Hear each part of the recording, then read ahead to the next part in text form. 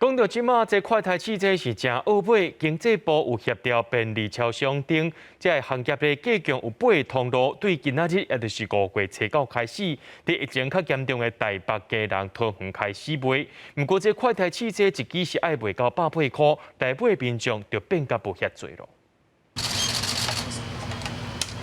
要180。一早起，到药妆店买快台汽车，业者一开门免排队就买到啊！民众认为方便上重要。他会不会觉得这个比较贵一点？但是觉得没关系。也还好呗，对啊，时间的问题啦。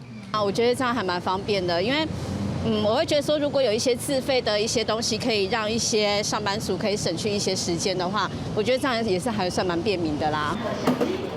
谢谢哦。经过经济部协调，8大通路其中的屈臣氏，初9就伫全台门市提供14000份的阿肥快台汽车，全联超市嘛伫双北家人甲桃园4馆市，领有药商执照的门市来贩卖，逐间店50组，到现场买的民众有的嘛是看到免排队买菜就顺续买。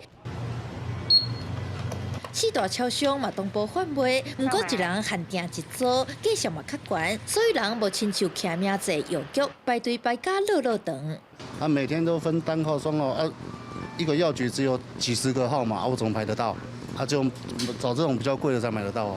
有民众认为时间就是金钱，嘛有民众讲进前有对礼拜药局，但是公司要求爱逐工体检，根本无够用，所以加减买。嘛有店员表示，本地会惊讲像药局遐尼无用，佮挑工规划号码牌甲动线，想袂到讲竟然无出现手白白的链条。记者陈嘉文、李学凯台北采访报道。